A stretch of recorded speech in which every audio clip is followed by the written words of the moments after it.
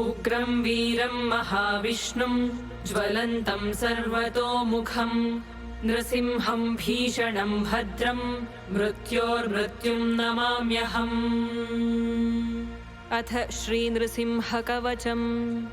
नृसिंहकवचं वक्ष्ये प्रह्लादेनोदितं पुरा सर्वरक्षाकरं पुण्यं सर्वोपद्रवनाशनम् सर्वसम्पत्करं चैव स्वर्गमोक्षप्रदायकम् ध्यात्वा नृसिंहं देवेशं हेमसिंहासनस्थितम् विवृतास्यन्त्रिनयनं शरदिन्दुसमप्रभं लक्ष्म्यालिङ्गितवामाङ्गं विभूतिभिरुपाश्रितं चतुर्भुजं कोमलाङ्गं स्वर्णकुण्डलशोभितं सरोजशोभितोरस्कं रत्नकेयूरशोभितं तप्तकाञ्चनसङ्काशं पीतनिर्मलवाससम् इन्द्रादिसुरमौलिस्थस्फुरन्माणिक्यदीप्तिभिः विराजितपदद्वन्द्वं शङ्खचक्रादिहेतिभिः गरुत्मता च विनयात् स्तूयमानं मुदान्वितं स्वहृत्कमलसंवासं कृत्वा तु कवचं पठेत् नृसिंहो मे शिरः पातु लोकरक्षार्थसम्भवः सर्वगोपिस्तम्भवासः फालं मे रक्षतु ध्वनिम् नृसिंहो मे दृशौ पातु सोमसूर्याग्निलोचनः स्मृतिं मे पातु नृहरिर्मुनिवर्यस्तुतिप्रियः नासं मे सिंहनासस्तु मुखं लक्ष्मीमुखप्रियः सर्वविद्याधिपः पातु नृसिंहो रसनां मम वक्त्रं पात्विन्दुवदनं सदा प्रह्लादवन्दितः नृसिंहः पातु मे कण्ठं स्कन्धौ भूभरणान्तकृत् दिव्यास्त्रशोभितभुजो नृसिंहः पातु मे भुजौ करौ मे देववरदो नृसिंहः पातु सर्वतः हृदयं योगिसाध्यश्च निवासं पातु मे हरिः मध्यं पातु हिरण्याक्षवक्षः कुक्षिविदारणः तो नरः सर्वमङ्गलमाङ्गल्यं भुक्तिं मुक्तिं च विन्दति 32 सहस्राणि पठेत् शुद्धात्मनां नृणां कवचस्यास्य मन्त्रस्य मन्त्रसिद्धिः प्रजायते अनेन मन्त्रराजेन कृत्वा भस्माभिमन्त्रणम् तिलकं विन्यसेद्यस्तु तस्य ग्रहभयं हरेत् त्रिवारं जपमानस्तु दत्तं वार्यभिमन्त्र्य च प्राशयन्तं वीक्षन्तं घूर्णयन्तं शरनिकरशतैर्दिव्यसिंहं नमामि। इति श्रीब्रह्माण्डपुराणे प्रह्लादोक्तं श्रीनृसिंहकवचं सम्पूर्णम्।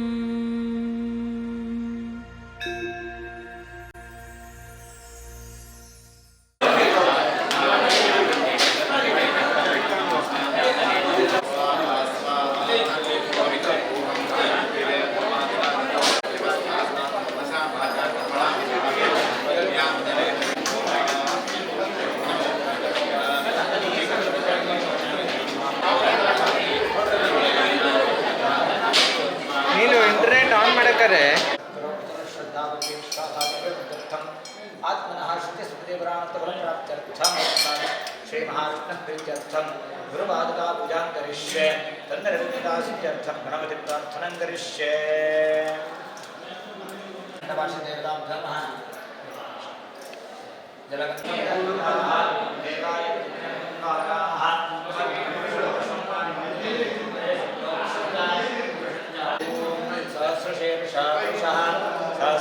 सहस्रपादं सभोमिं विश्वतो विद्वा अत्यधिष्ठपुरुषाभिगमं पुरुष एवेदं सर्वं भोदयत्यभव्यम् उदामृतुस्तेषानः यदन्नेनाधिरोहते एतावान्त्यमहिमा अतो विद्यायाश्च पुरुषः आग्नेय वासुदेवाय धीमहि तन्नो विष्णुः प्रचोदयात्।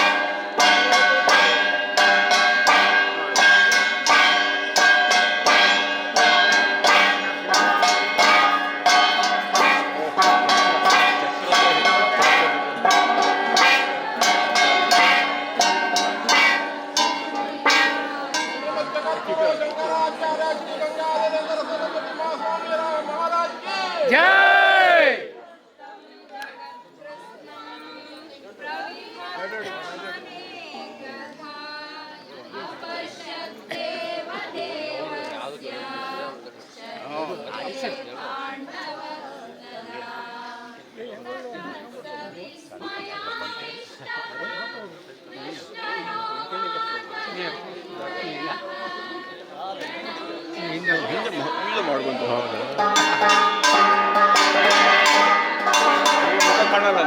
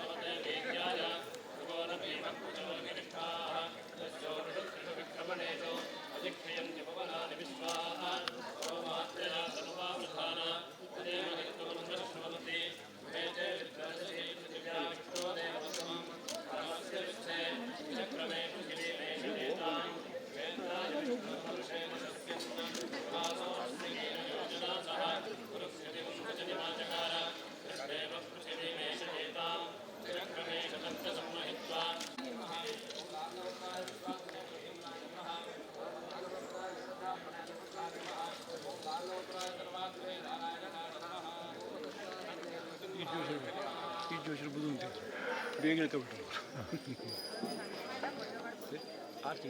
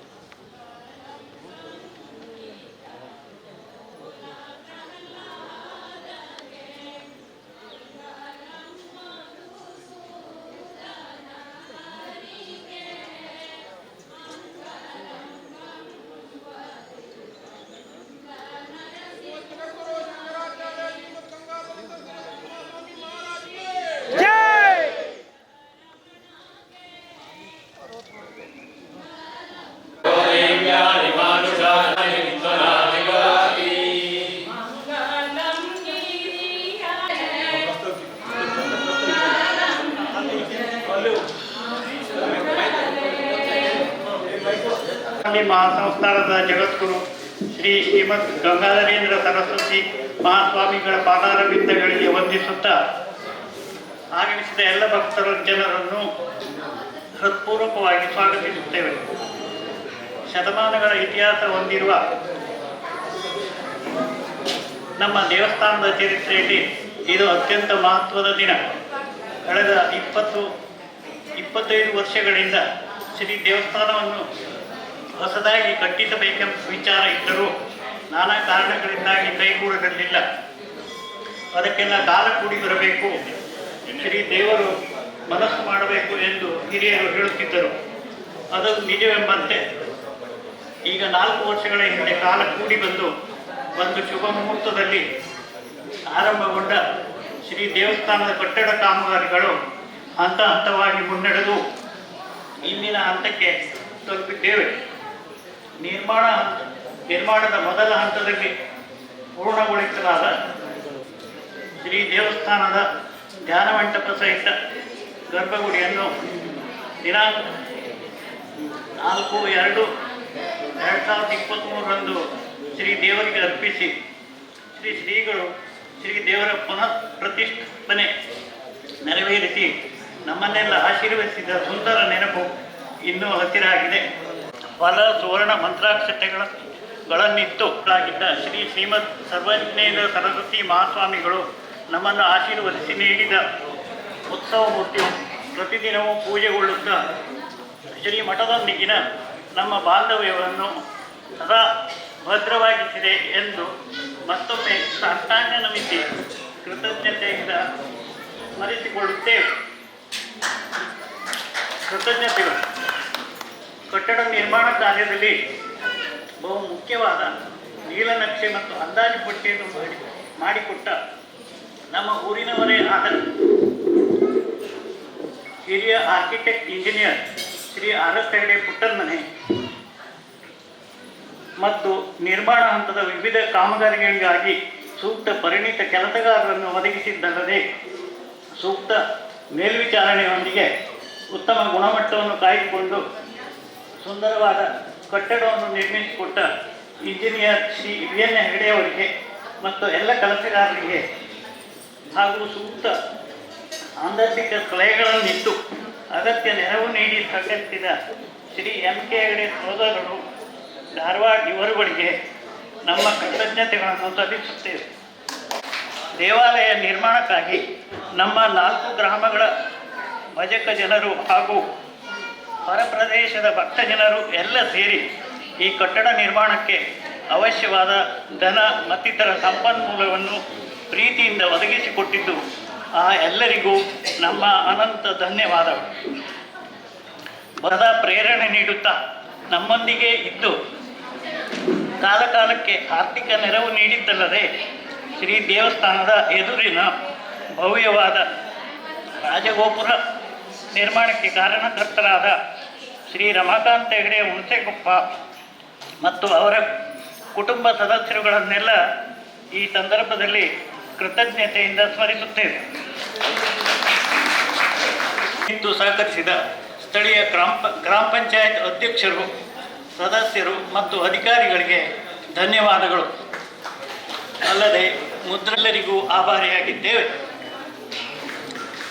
ಶ್ರೀ ದೇವರ ಇಚ್ಛೆ, ಸತ್ಸಂಕಲ್ಪ, ಗುರು ಹಿರಿಯರ ಆಶೀರ್ವಾದದೊಡನೆ ಆರಂಭಗೊಂಡ ಶ್ರೀ ದೇವಸ್ಥಾನದ ಕಟ್ಟಡ ಕಾಮಗಾರಿಗಳು ಇಂದು ಈ ಹಂತಕ್ಕೆ ಬಂದು ಶ್ರೀ ದೇವರಿಗೆ ಅರ್ಪಿಸುವ ಪುಣ್ಯಕ್ಷಣಕ್ಕೆ ನಾವೆಲ್ಲ ಸಾಕ್ಷಿಯಾಗಿದ್ದುದನ್ನು ನೆನೆದು ಮನಸ್ಸು ಭಾವುಕವಾಗಿದೆ. ಎಷ್ಟೇ ಪ್ರಯತ್ನಿಸಿದರೂ ಸಿಗದ ದೇವಸ್ಥಾನ ನಿರ್ಮಾಣದ ಭಾಗ್ಯವು ಯಾವುದೋ ಜನ್ಮದ ಪುಣ್ಯದ ಫಲ ಎಂಬಂತೆ ನಮಗೆ ಸಿಕ್ಕಿದೆ. ಈ ತೃಪ್ತಿ ಸದಾ ಇರಲಿ. ಸದಾ ಭಕ್ತರನ್ನು ಆಕರ್ಷಿಸುತ್ತಾ ಶ್ರೀ ದೇವಸ್ಥಾನವು ಸತ್ಕರ್ಮಗಳ ತಾಣವಾಗಲಿ. ಅರಿತೋ ಅರಿಯದೆಯೋ ಮಾಡಿದ ನಮ್ಮ ಎಲ್ಲ ಪಾಪಕರ್ಮಗಳು ನಾಶವಾಗಲಿ. ಸದ್ಭಕ್ತರೆಲ್ಲರಿಗೂ ಆಯುರಾರೋಗ್ಯ ಐಶ್ವರ್ಯವನ್ನಿತ್ತು ಸನ್ಮಾರ್ಗದಲ್ಲಿ ಮುನ್ನಡೆಸಿ ನಿರಂತರ ನಿನ್ನ ಸೇವೆಯಲ್ಲಿ ತೊಡಗಿಸಿಕೊಳ್ಳುವ ಭಾಗ್ಯವನ್ನು ನೀಡುವಂತೆ ನಮ್ಮೆಲ್ಲ ಆರಾಧ್ಯ ದೈವ ಶ್ರೀ ಸರ್ವಶಕ್ತನಾದ ಶ್ರೀ ಲಕ್ಷ್ಮೀ ನರಸಿಂಹ ದೇವರಲ್ಲಿ ಮತ್ತು ನಮ್ಮ ಹಿತಚಿಂತನೆಯನ್ನು ಮಾಡುತ್ತಾ ನಮ್ಮನ್ನು ಆಶೀರ್ವದಿಸಿ ಸದಾ ಸನ್ಮಾರ್ಗದಲ್ಲಿ ಮುನ್ನಡೆಯಲು ಮಾರ್ಗದರ್ಶನ ನೀಡುತ್ತಿರುವ ನಮ್ಮ ನೆಚ್ಚಿನ ಶ್ರೀಮದ್ ಗಂಗಾಧರೇಂದ್ರ ಸರಸ್ವತಿ ಮಹಾಸ್ವಾಮಿಗಳಲ್ಲಿ ಶಿರಸಾಷ್ಟ ನಮಿಸಿ ಪ್ರಾರ್ಥಿಸುತ್ತೇವೆ. ಧನ್ಯವಾದಗಳು.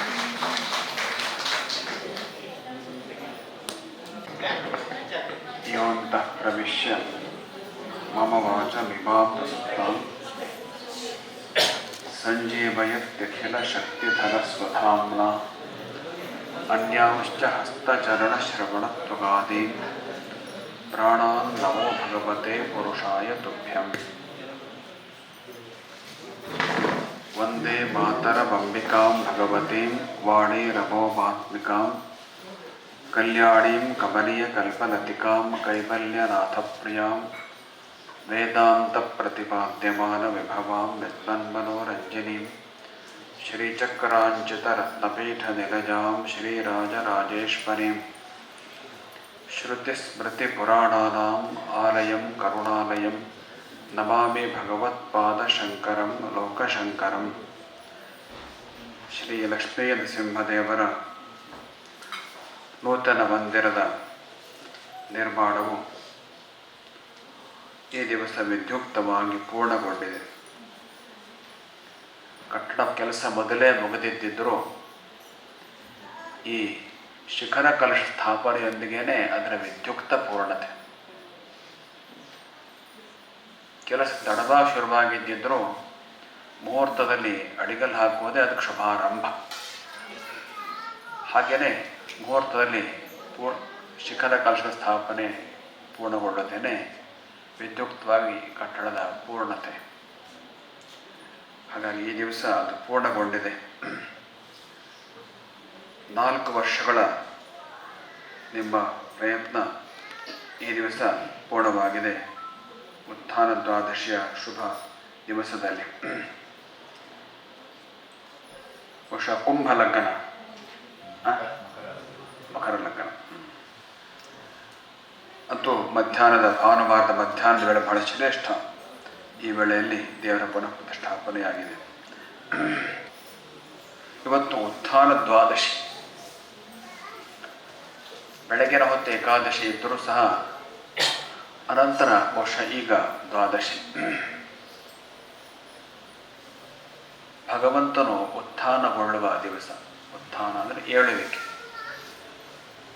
ಸುಮಾರು 4 ತಿಂಗಳ ಯೋಗ ನಿದ್ರೆಯಿಂದ ಇವತ್ತು ಆತನ ಉತ್ಥಾನವಾಗತಕ್ಕಂಥ ಒಂದು ಸಂದರ್ಭ. ಅದನ್ನೇ ಪ್ರಬೋಧೋತ್ಸವ ಇವತ್ತು ಆಚರಣೆ ಆಗ್ತದೆ. ಮನೆಗಳ ತುಳಸಿ ವಿವಾಹದ ಆಚರಣೆ ಉಳಿಯಲಿದೆ. ಅದಕ್ಕಿಂತ ಮೊದಲು ಪ್ರಬೋಧೋತ್ಸವ ಮಾಡ್ಕೊಳ್ಬೇಕು. ನಿಜವಾಗಿ ಎಷ್ಟೋ ಮನೆಗಳಲ್ಲಿ ಅದು ಆಗೋದಿಲ್ಲ. ಸಾಮಾನ್ಯವಾಗಿ ವಿಷ್ಣು ದೇವಸ್ಥಾನದಲ್ಲಿ ಅದನ್ನು ಮಾಡ್ತಾರೆ. ಪ್ರಬೋಧೋತ್ಸವ ಆಚರಣೆ ಮೂಲಕವೇ ತುಳಸಿ ವಿವಾಹವನ್ನು ಮಾಡ್ತಾರೆ. ಪ್ರಬೋಧ ಅಂದರೆ ಏಳುವಿಕೆ. ಅವನ ಈ ಏಳುವಿಕೆ, ಅವನ ಉತ್ಥಾನ, ಈ ಸಂದರ್ಭದಲ್ಲಿ ನಾವೊಂದು ಸಂದೇಶವನ್ನು ಚಿಂತನೆ ಮಾಡಬೇಕು. ಉತ್ಥಾನ ಅಂದರೆ ಏಳುವಿಕೆ ಅಂತ ಕನ್ನಡದಲ್ಲಿ ಹೇಳ್ತಾರೆ. ನಾವು ಜೀವನದಲ್ಲಿ ಎದ್ದವನ್ನು ಹಿಡ್ಕೊಳ್ಬೇಕು. ಆಗ ನಾವು ಹೇಳ್ತೇವೆ. ಅಥವಾ ಹೇಳುತ್ತಿರುವವರನ್ನಾದರೂ ಹಿಡ್ಕೋಬೇಕು. ಆಗಲೂ ಹೊತ್ತಿಗೆ ಹೇಳಲಿಕ್ಕೆ ಸಾಧ್ಯ. ಹೇಳೋದಕ್ಕೆ ಬೇಕಾದ ಕೆಲಸವನ್ನೇ ಹಿಡ್ಕೊಳ್ಬೇಕು. ಆವಾಗಲೂ ಹೇಳೋದಕ್ಕೆ ಸಾಧ್ಯ. ಅದೇನಾಗ್ತಾ ಇದೆ, ಬೀಳುವವ್ರನ್ನೇ ನಾವು ಗಟ್ಟಿ ಹಿಡ್ಕೊಳ್ತಾ ಇದ್ದೀವಿ. ಈ ದಿವಸದಲ್ಲಿ ಬೀಳುವವ್ರನ್ನೇ ಹೆಚ್ಚಿಗೆ ಹಿಡ್ಕೊಂಡಿದ್ದೇವೆ.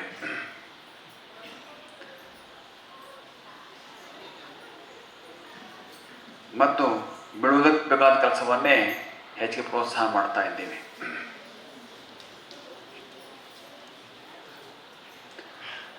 ಎದ್ದವನ್ನೇ ಹಿಡ್ಕೊಳ್ಬೇಕು ಅಂದರೆ ಏನರ್ಥ? ಎದ್ದವನ್ನ ಸತತ ಜಾಗೃತನಾಗಿದ್ದವ ಪರಮಾತ್ಮ ದೇವರು. ಅವನನ್ನು ನಾವು ಹಿಡ್ಕೊಂಡ್ರೆ ನಾವು ಕೂಡ ಇನ್ನಷ್ಟು ಮೇಲಕ್ಕೆ ಹೇಳ್ತೇವೆ. ಅವನಿಗೆ ಸತತೋತ್ಥಿತ ಮಹೋತ್ಸಾಹ ಮಹಾಬಲ ಹೀಗೆಲ್ಲ ನಾಮಗಳಿದ್ದಾವೆ. ಅವನ ಯೋಗನಿದ್ರೆ ಅದು ನಾವು ಕಲ್ಪನೆ ಮಾಡಿಕೊಳ್ಳುವಂತಹ ನಿದ್ರೆ ಅಲ್ಲ. ಒಂದೊಂದು ರೀತಿ ಎಚ್ಚರದಲ್ಲಿಯೇ ಯೋಗ ಸ್ಥಿತಿ ಅದು.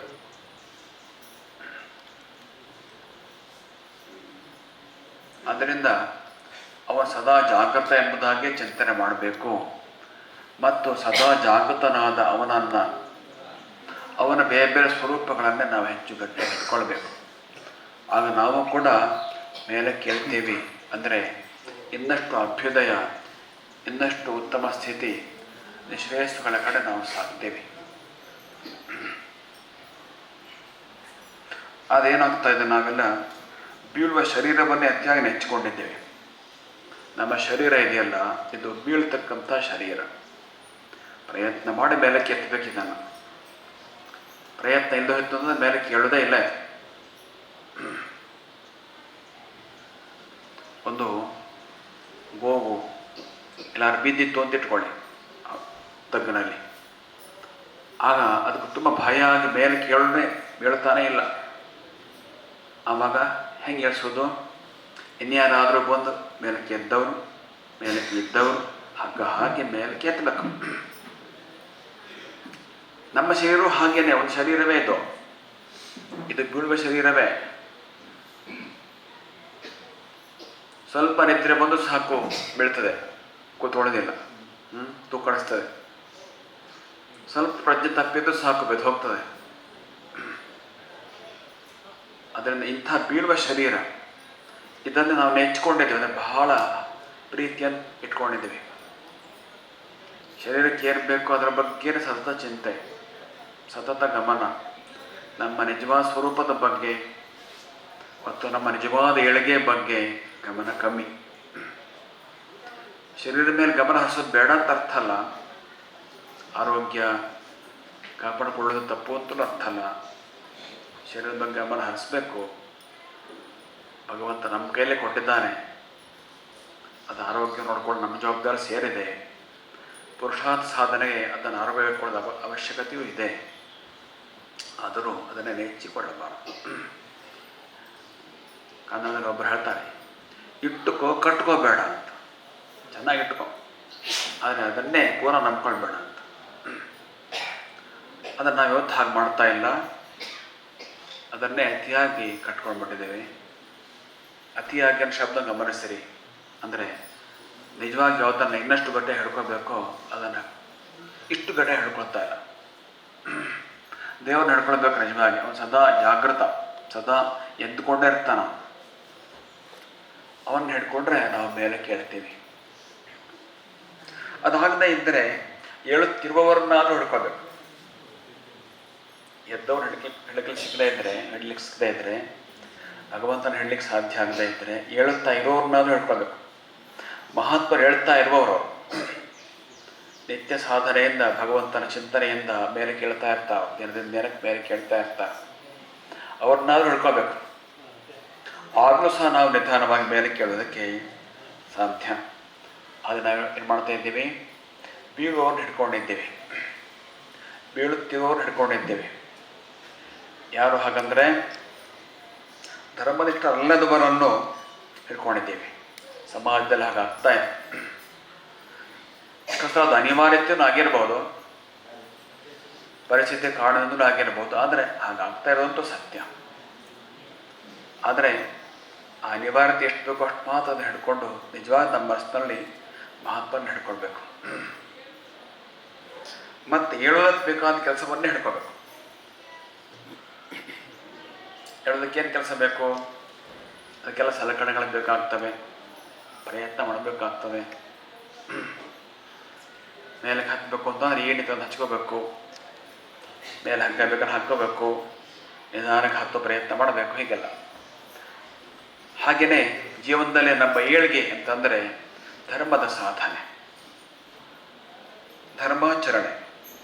ನಿತ್ಯ ಬೆಳಗಿನ ವೇಳೆ ಜಪ, ಸಾಯಂಕಾಲದ ವೇಳೆ ಕೂಡ ಜಪ, ಪೂಜೆ, ಧರ್ಮಾಚರಣೆ ಇವುಗಳ ಕಡೆ ನಮ್ಮ ಮಹತ್ವ ಕಡಿಮೆಯಾಗಿ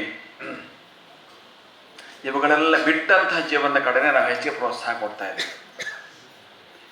ನಿತ್ಯ ಬೆಳಗ್ಗೆ ಜಪ, ಪೂಜೆ ಇತ್ಯಾದಿಗಳು ಇಲ್ಲದ ಜೀವನಕ್ಕೇನೆ ಹೆಚ್ಚಿಗೆ ಪ್ರೋತ್ಸಾಹ ಕೊಡ್ತಾ ಇದ್ದೀವಿ.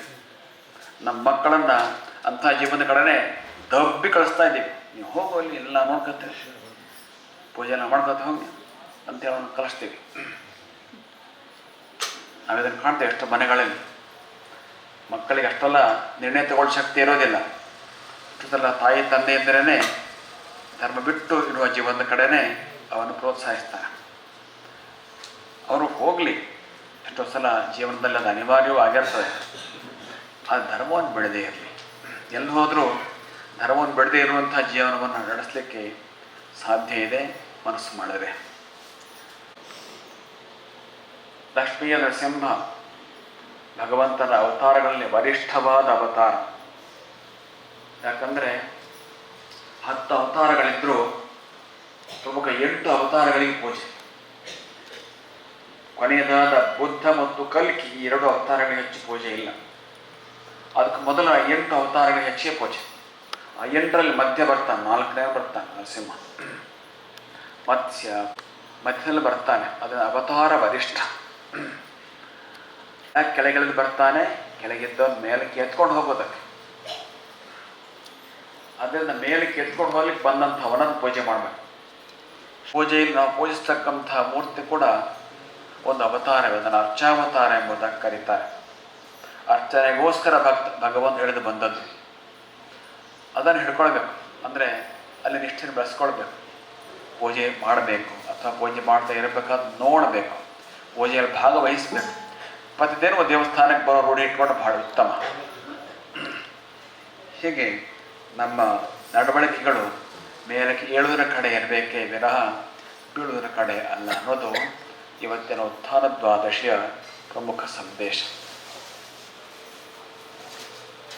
4 ಗ್ರಾಮಗಳು ಇದಕ್ಕೆ ನಡ್ಕೊಳ್ತವೆ ಅಂಥೇಳಿ ಹೇಳಿದ್ದೀನಿ. ಭಗವಂತನಿಗೆ ಚತುರ್ವ್ಯೂಹ ಅಂತ ಹೆಸರುಂಟು. ಅವನ 4 ವ್ಯೂಹಗಳಿದ್ದ ಅವನಿಗೆ. ವಾಸುದೇವ, ಸಂಕರ್ಷಣ, ಪ್ರದ್ಯುಮ್ನ, ಅನಿರುದ್ಧ ಎಂಬುದ 4 ವ್ಯೂಹಗಳು ಅವನಿಗೆ. ಈ 4 ವ್ಯೂಹಗಳ ಚಿಂತನೆ ಯದ್ಯಪಿ ವೈಷ್ಣವರಲ್ಲಿ ಇನ್ನಷ್ಟು ಗಟ್ಟಿಯಾಗಿದೆ. ನಮ್ಮಲ್ಲಿ ಶಂಕರ ಸಂಪ್ರದಾಯದಲ್ಲಿ ಅಷ್ಟೊಂದು ಗಟ್ಟಿಯಾಗಿಲ್ಲ. ಯಾಕಂದರೆ ಆ ಸಿದ್ಧಾಂತವೇ ಆಗಿದೆ. ಅದರ ಬಗ್ಗೆ ಈಗ ವಿಚಾರ ಬೇಡ. ಆದರೆ 4 ವ್ಯೂಹಗಳನ್ನು ನಾವು ಹೇಳ್ತೀವಿ, ಅವರದೇ 4 ರೂಪಗಳು ಅಂತ ಹೇಳ್ತೀವಿ. ಅವರು ಹಾಗಲ್ಲ, ಅವರ 4 ಕಾರ್ಯಗಳು ಅಂತ ಹೇಳ್ತಾರೆ. ವಾಸುದೇವನ ಸಂಕರ್ಷಣೆ, ಪ್ರದ್ಯುಮ್ನ ಅನಿರುದ್ಧ. ಹೇಗೆ ಕೃಷ್ಣನ ಕಥೆಯಲ್ಲಿ ಹೇಗೆ ಬರ್ತೇವೆ, ಅಪ್ಪ ಮಗ ಮೊಮ್ಮ, ಅದೇ ಥರ ಹೇಳ್ತಾರೆ ಅವರು. ಅದು ಕಥೆಯಲ್ಲಿ ಬರ್ತದೆ, ಅದು ಒಪ್ತೇವೆ ನಾವು, ಕಥೆಯನ್ನು ಒಪ್ತೇವೆ. ಆದರೆ ಭಗವಂತನ ಕಾರ್ಯಗಳು ಅವುಗಳನ್ನ ಅಂತೇಳಿ ಹೋಗ್ಬೋದು. ಶಂಕರ ಭಗವತ್ಪಾದರನ್ನು ಬ್ರಹ್ಮಸೂತ್ರದಲ್ಲಿ ನಿರಾಕರಣೆ ಮಾಡ್ತಾರೆ. ಆದರೆ ಭಗವಂತ 4 ರೂಪಗಳು ಅಂತ ಹೇಳೋದಕ್ಕೆ ನಮ್ಮಲ್ಲಿ ಸಮ್ಮತಿ ಉಂಟು. ಹಾಗೆ 4 ವ್ಯೂಹಗಳು.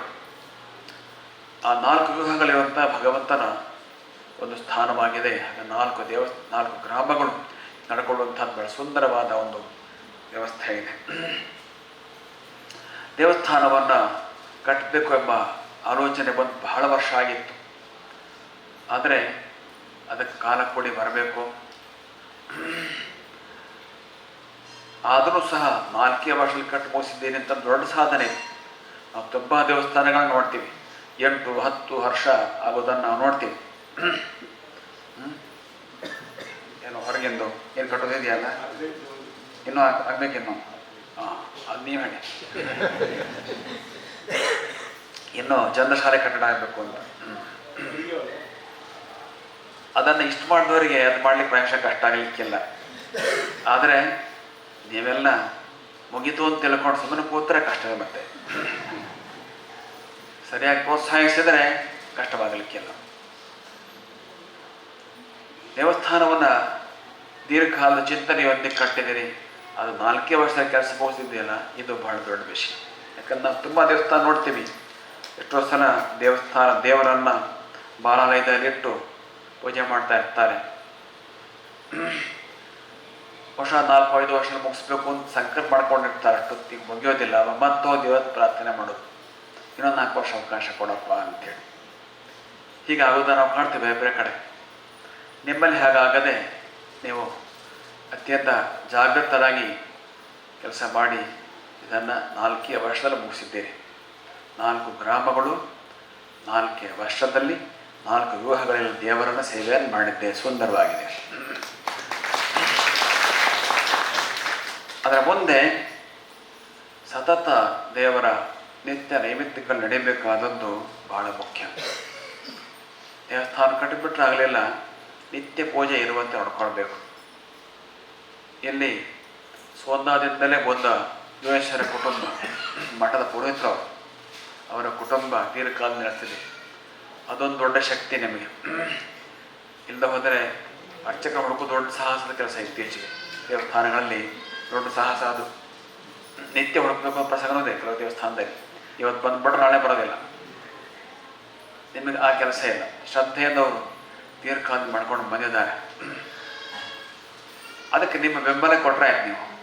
ಬಟ್ ನಿತ್ಯ ಪೂಜೆ ಹಾಗೆ ನೈಮಿತ್ತಿಕಗಳು, ಅಂದರೆ ವಿಶೇಷ ನೈಮಿತ್ತಿಕಗಳು ಬದಿ ಬಂದಾಗ ಆಗ್ತಕ್ಕಂಥ ಕಾರ್ಯಕ್ರಮಗಳು. ಉದಾಹರಣೆಗೆ ಇವತ್ತು ಉತ್ಥಾನ ದ್ವಾದಶಿ, ಹಾಗೆ ಮುಂದೆ ನರಸಿಂಹ ಜಯಂತಿ, ಇನ್ನು ಬೇರೆ ಬೇರೆ ದೀಪೋತ್ಸವ ಮೊದಲಾದವುಗಳೆಲ್ಲ ನೈಮಿತ್ತಿಕಗಳು. ಅವುಗಳನ್ನ ಕೂಡ ಮಾಡ್ತಾ ಹೋಗಬೇಕು. ಈ ನಿತ್ಯ ನೈಮಿತ್ತಿಕಗಳು ನಡೆಯುವ ಬಗ್ಗೆ ನೀವು ಈಗಾಗಲೇ ಚಿಂತನೆ ಮಾಡಿರಬಹುದು. ಅದು ಸರಿಯಾದ ವ್ಯವಸ್ಥೆಯನ್ನು ಮಾಡ್ಕೋಬೇಕು. ಅಂದರೆ ಹಿಂದಿನ ಕಾಲದಲ್ಲಿ ರಾಜರುಗಳು ದೇವಸ್ಥಾನಕ್ಕೆ ಜಮೀನನ್ನು ಉಂಬಳೆ ಬಿಡ್ತಾ ಇದ್ದರು, ಅದರ ಉತ್ಪತ್ತಿಯಿಂದ ದೇವಸ್ಥಾನ ನಡೆಯಲಿ ಅಂತೇಳಿ. ಈಗ ಹಾಗೆ ಮಾಡುವ ಕಾಲ ಅಲ್ಲ. ಇದ್ದ ಜಮೀನು ಹೋಗಿದೆ ಆಗಲಿಕ್ಕೆ. ಅದರ ಬದಲಿಗೆ ಇನ್ಯಾವುದೋ ರೀತಿಯಲ್ಲಿ ಮುದ್ದತ್ತು ಠೇವ ಇಟ್ಟು ಅಥವಾ ಇನ್ಯಾವುದೋ ರೀತಿಯಲ್ಲೂ ನಿತ್ಯ ಪೂಜೆಗೆ ಇಲ್ಲಿ ಅನುಕೂಲತೆ ಇರುವ ಹಾಗೆ ಮಾಡ್ಕೊಳ್ಬೇಕು. ಪೂಜೆ ಚೆನ್ನಾಗಿ ನಡೆದಾಗ ದೇವಸ್ಥಾನ ನಿತ್ಯ ಮುಂದುವರೆಯುತ್ತದೆ. ಅರ್ಚಕಸ್ಯ ತಪೋಯೋಗ ಅರ್ಚನಸ್ಯ ಅತಿಶಾಯನಾಥ್ ಆಭಿರೂಪ್ಯಾಚ ಬಿಂಬಾನ ದೇವರ ಸಾನ್ನಿಧ್ಯ ಮಿಚ್ಛತಿ ಅಂತ. ಅರ್ಚಕನು ತಪಸ್ಸಿನ ರೀತಿಯಲ್ಲಿ ನಿಷ್ಠೆಯಿಂದ ಪೂಜೆ ಮಾಡೋದಾಗಬೇಕು. ಹಾಗೆ ಅರ್ಚನೆಗಳು ಹೆಚ್ಚು ನಡೀಬೇಕು. ಅದಕ್ಕೆ ಹಾಗೆ ಆಭಿರೂಪ್ಯಾಚ ಬಿಂಬಾನ, ಭಗವಂತನ ಮೂರ್ತಿ ಲಕ್ಷಣವಾಗಿರಬೇಕು. ಇಲ್ಲಿ ಹೇಗಿದ್ದರೂ ಮಠದಿಂದ ಗುರುಗಳ ಆಶೀರ್ವಾದದಿಂದ ಬಂದಂಥ ಮೂರ್ತಿ ಇದೆ ಮತ್ತು ಮೊದಲೇ ಇದ್ದ ಶಾಲಗ್ರಾಮ ಇದೆ. ಹೀಗಾಗಿ ಆ ದೇವರ ಆಭಿರೂಪ್ಯದ ಬಗ್ಗೆ ಇಲ್ಲಿ ಚಿಂತನೆ ಮಾಡುವಂಥ ಸಂದರ್ಭವಿದೆ. ದೇವರ ಸಾನ್ನಿಧ್ಯವಿದೆ. ಅದು ನಿಖರವಾಗಿ ಮುಂದುವರೆಕೊಂಡು ಹೋಗುವಂತೆ ಮಾಡಿಕೊಳ್ಳೋದು ನಮ್ಮ ಕೈಲಿದೆ. ದೇವರ ನಿತ್ಯ ಅತಿಥಿ ಎಂಬುದಾಗಿ ಭಾವಿಸಬೇಕಂತೆ. ಅತಿಥಿಯನ್ನು ನಾವು ಪ್ರತಿಕ್ಷಣ ಗಮನಿಸ್ತೇವೆ. ಮನೆಗೆ ಬಂದ ಅತಿಥಿಯನ್ನು ಆಗಾಗ ಗಮನಿಸ್ತೇವೆ. ಅವನಿಗೇನು ಬೇಕು ಅದನ್ನು ಒದಗಿಸಿ ಕೊಡ್ತಾ ಇರ್ತೇವೆ. ಅವನ ಬಗ್ಗೆ ನಿರ್ಲಕ್ಷ್ಯ ಆಯಿತು ಅಂತಂದರೆ ಅವನಿಗೆ ಬೇಸರ ಆಗ್ತದೆ. ಅವನ ಬೇಸರವೇ ಕುಟುಂಬಕ್ಕೆ ಶಾಪವಾಗ್ಬೋದು, ಅಥವಾ ಅವನು ಮತ್ತೆ ಬರದೇ ಇರೋ ಸ್ಥಿತಿಯನ್ನು ನಿರ್ಮಾಣ ಆಗ್ಬೋದು. ಹಾಗೆ ದೇವರಿಗೆ ಪ್ರತಿಕ್ಷಣವೂ ಪ್ರತಿದಿನವೂ ಗಮನಿಸಬೇಕು. ಅಂದರೆ ಅದಕ್ಕೆ ಬೇಕಾಗುವ ಪೂಜೆ ಉತ್ತರಾದವನ್ನು ಮಾಡ್ತಾ ಇರಬೇಕು. ಹಳೆ ಕಾಲದ ನಿಷ್ಠೆ ಹೇಗಿತ್ತು ನೋಡಿ. ದೇವರ ಗುಡಿ ಒಳಗಿನ ದೀಪ ನಲ್ಲಕ್ಕೆ ಬಿಡಬಾರ್ದು ಅನ್ನೋ ಒಂದು ನಿಷ್ಠೆ. ಅದಕ್ಕೆ ಆಗಾಗ ಹೋಗಿ ದೀಪ ನೋಡ್ತಾ ಇರೋದು. ರಾತ್ರಿ ಬಾಗಿಲು ಹಾಕಬೇಕಾಗಿ ಸಾಕಷ್ಟು ಎಣ್ಣೆ ಹಾಕಿ ಬೆಳತಂಕ ದೀಪ ಇರೋಕ್ಕೆ ಬೇಕಾತಿ ಎಲ್ಲ ಇದೇ ನೋಡಿಕೊಂಡು ದೀಪ ಬಾಗಿಲು ಹಾಕ್ತಿದ್ರು. ಹೀಗೆ ದೇವರ ಬಗ್ಗೆ ಗಮನ ಹರಿಸ್ತಾ ಇರೋದು. ಆಗಾಗ ಪೂಜೆ ನಿತ್ಯ ನೈಮಿತ್ತಿಗಳು ಇವುಗಳನ್ನು ಮಾಡ್ತಾ ಇದ್ದ ಅವನ ಸಾನ್ನಿಧ್ಯ ಮುಂದುವರಿತದೆ. ಇಲ್ಲ ಎಂದರೆ ಅವನಿಗೆ ಬೇಸರವಾಗ್ತದೆ. ಅದೇ ಗ್ರಾಮಕ್ಕೆ ಶಾಪವಾಗಬಹುದು, ಅಥವಾ ಅವನ ಸಾನ್ನಿಧ್ಯ ಇಲ್ಲದೆ ಹೊರಟು ಹೋಗ್ಬೋದು. ಅದಕ್ಕಾಗಿ ನಿತ್ಯ ಅವನ ಸೇವೆ ಹಾಗೆ ನೈಮಿತ್ತಿಕ ಸೇವೆಗಳನ್ನು ಲಕ್ಷ್ಯ ವಹಿಸಿ ಮಾಡುವಂಥದ್ದು ಮುಂದಿನ ನಿಮ್ಮ ಹೊಣೆಗಾರಿಕೆಯಾಗಿದೆ. ಈ ಕೆಲಸಕ್ಕೆ ಶ್ರಮಿಸಿದ ಮತ್ತು ಸಹಕರಿಸಿದ ಎಲ್ಲರನ್ನೂ ಆಗಲೇ ಒಂದು ಕೃತಜ್ಞತಾಪೂರ್ವಕ ವಂದನೆಯನ್ನು ಹೇಳಿದ್ದಾರೆ. ತುಂಬ ಜನ ದಾನಿಗಳು ಇಲ್ಲಿದ್ದವರು ಮತ್ತು ಹೊರಗಿದ್ದವರು ಕೂಡ ಇದಕ್ಕೆ ನಿಮ್ಮ ಶಕ್ತಿಯಿಂದ ದಾನವನ್ನು ಸಂಗ್ರಹಿಸಿಕೊಟ್ಟಿದ್ದೀರಿ, ಅಥವಾ ನೀವು ಸ್ವತಃ ದಾನ ಮಾಡಿದ್ದೀರಿ, ಅಥವಾ ನೇರವಾಗಿ ಬಂದು ಇಲ್ಲಿ ದುಡಿಮೆಯ ಮೂಲಕ ಕೆಲಸ ಮಾಡಿದ್ದೀರಿ. ಅನೇಕರು ಇನ್ನೂ ಅನೇಕ ವಿಧದಲ್ಲಿ ಕೆಲಸ ಮಾಡಿದ್ದೀರಿ. ಎಲ್ಲರಿಗೆ ಆ ಶ್ರೀ ಹರಿಲಕ್ಷ್ಮಿಯಾದ ಸಿಂಹನು ಹೆಚ್ಚಿನ ಧರ್ಮಶ್ರದ್ಧೆ ಕ್ಷೇಮ ಅಭಿವೃದ್ಧಿಗಳನ್ನು ಅನುಗ್ರಹಿಸಲಿ ಎಂಬುದಾಗಿ ಹಾರೈಸಿ ಪೂರ್ಣವಿರಾವರ್ತಿ. ಲೋಕಾಃ ಸಮಸ್ತಾಃ ಸುಖಿನೋ ಭವಂತು. ನಾರಾಯಣ ನಾರಾಯಣ ನಾರಾಯಣ. श्री श्रीमद जगद्गुरु शंकराचार्य श्री श्रीमद गंगाधरेंद्र सरस्वती स्वामी महाराज की जय। तत्कर कमल संजात श्री श्रीमद आनंद बोधेंद्र सरस्वती स्वामी महाराज की जय।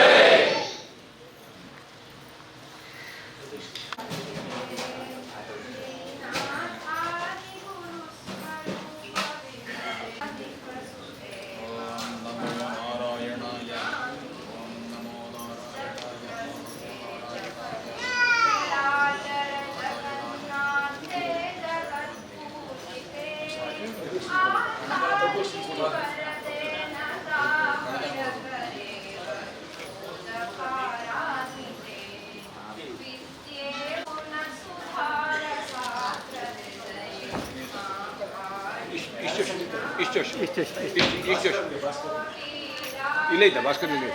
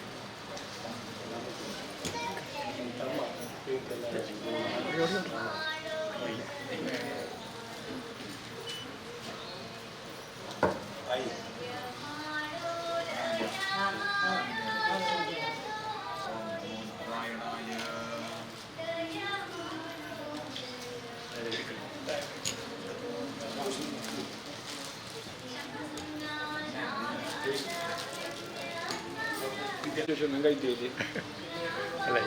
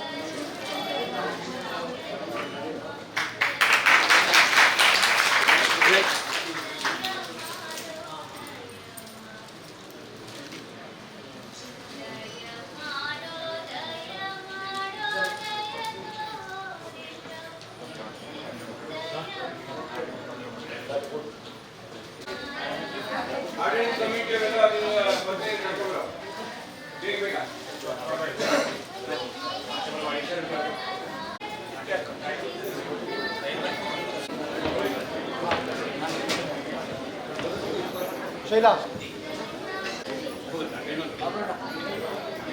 ಬಾಬಣ್ಣ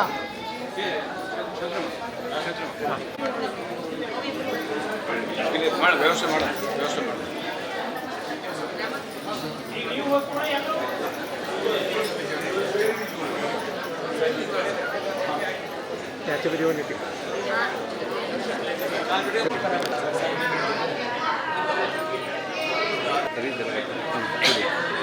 ಈಶು ಕೂತ್ಕ ಅಡ್ಡಿಲ್ಲ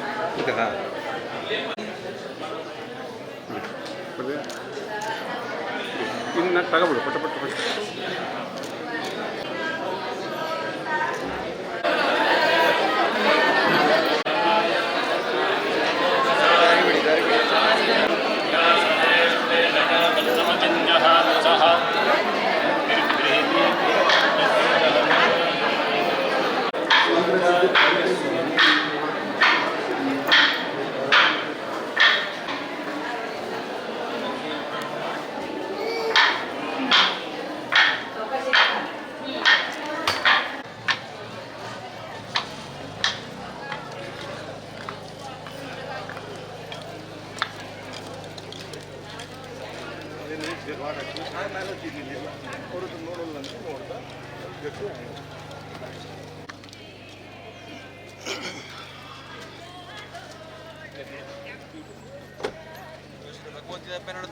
ಚಲೋ ನಡೆದು ಸ್ಪರ್ಧೆಗೆ ಎಲ್ಲ ತಯಾರು ಮಾಡಿ ಜಾಗನೂ ರಾಜಗುಟ್ಟದಲ್ಲಿ